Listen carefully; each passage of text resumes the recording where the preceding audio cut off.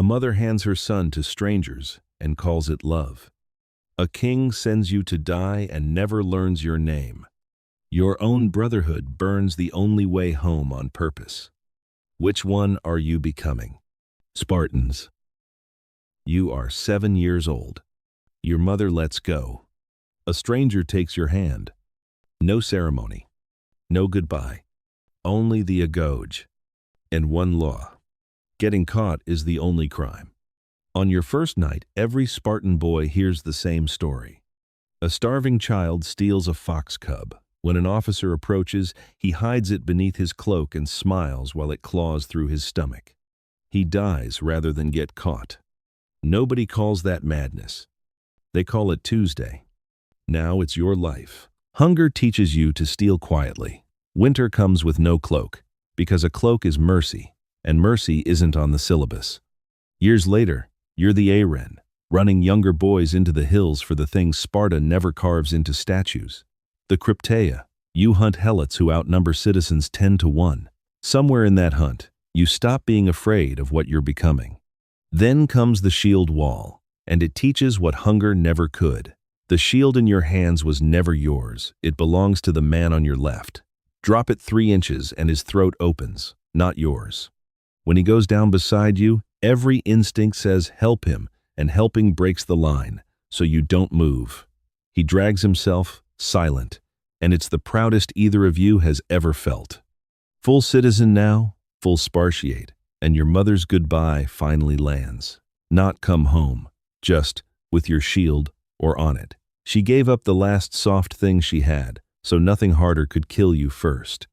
400 miles east, an empire teaches that same lesson with a shovel instead of a shield. Roman legion. 25 miles into a march, 60 pounds of gear on your back, and tomorrow's battle hasn't started tonight belongs to a shovel. Every legionary builds a fortified camp from scratch, every night. Whether the enemy is near or 100 miles off. Ditch, rampart, palisade, gates aligned the same way on 3 continents. It's a message written in dirt, still an army, even asleep. The sacramentum changes what you are the moment you swear it. Your body belongs to Rome for 25 years, no early exit that doesn't involve dying first. Veterans already have a name for you, Marius's mule, because you carry your world on your back. Here's what recruiters never mention.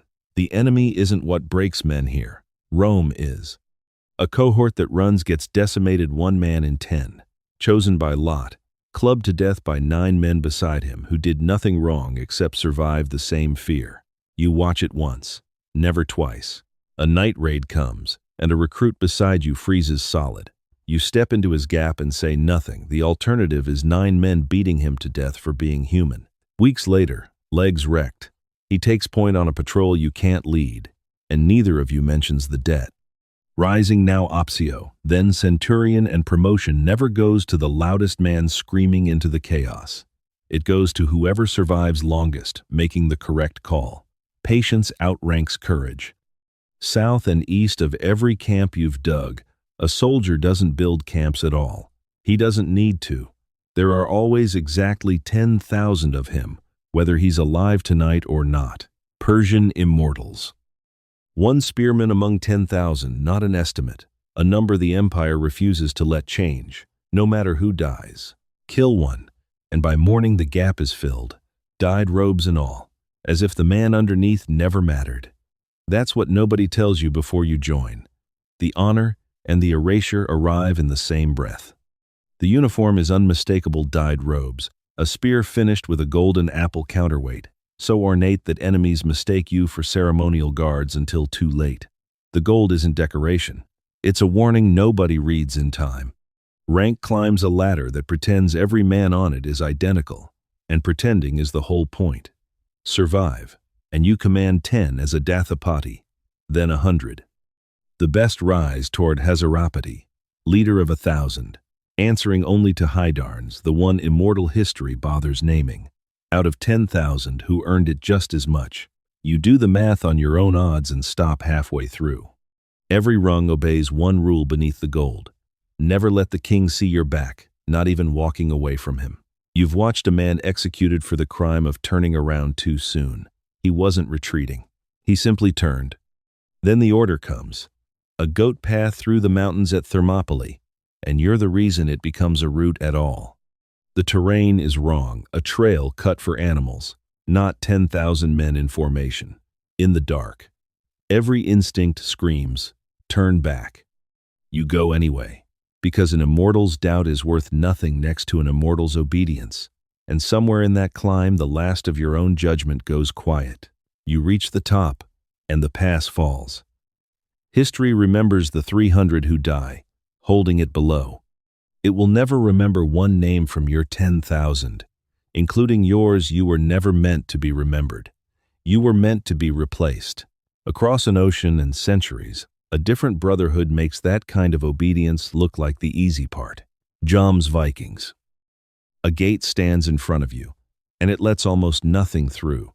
No women, no man over 50, no old feud. Whatever grudge you're carrying dies here, or you don't get in. The sagas remember how Jom's Viking prisoners face execution. One man asking his executioner to hold his hair back so the blade won't slow, then yanking his own head forward to make the axeman flinch first.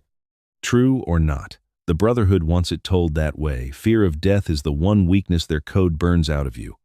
Witnesses watch you swear the oath that turns outsider into brother. No fear spoken aloud. No retreat once the ships commit. Insults settled by nightfall or never. You didn't inherit this family. You chose it, knowing the men beside you hold the blade if you break it. A beach, a landing, and an order from the chieftain that stops your breath. Burn your own ships. Not the enemy's. Yours. Retreat stops being something your body can consider in the half-second before a shield wall closes. You watch the hull that carried you across open water turn to ash, and the voice that used to whisper, "What if we ran?" goes quiet. Rank climbs here by what you're willing to burn, not what you're born to. A brother once sentenced for running asks one mercy, to die facing forward instead of on his knees. It's granted how a man dies matters as much as how he fought. The next brotherhood won't ask you to burn your escape route. It will ask you to burn a version of yourself, the version that ever wanted a wife, a home, or a name of your own. Templar Knights.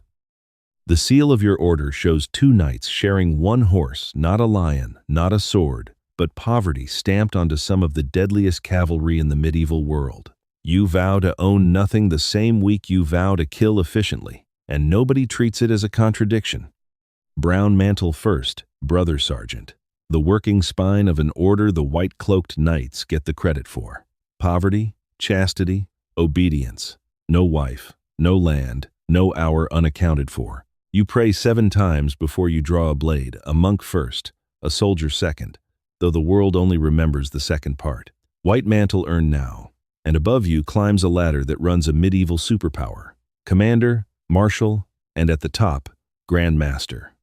Rank never changes what the rule is for. Pilgrims, protected only because knights like you swear to die before you run.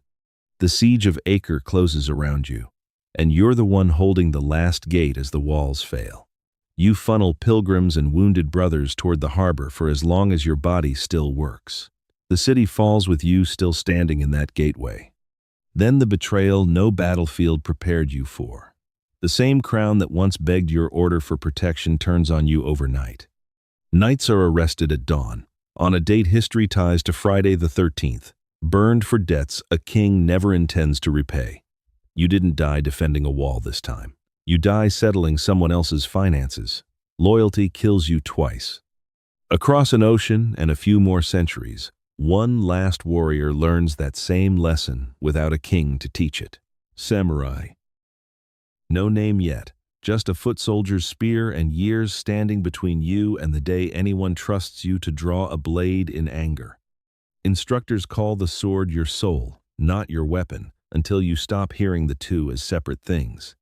The same draw, the same cut, the same return to the sheath, year after year, until a duel comes down to less than a second decided by whoever draws first with a clear mind.